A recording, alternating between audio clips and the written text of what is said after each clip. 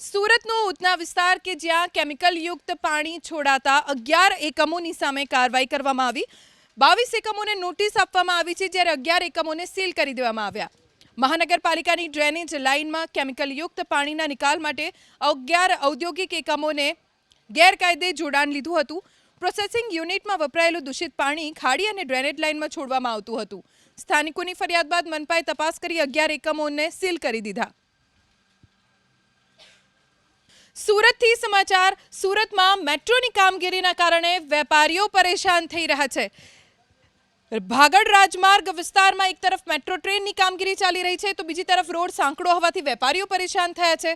3 વર્ષથી વેપારીઓના ધંધા રોજગારને અસર થઈ છે. ભારે વાહનો પસાર થતા હોવાથી દુકાનના સાઇન બોર્ડ અને શટરને પણ નુકસાન થઈ રહ્યું છે.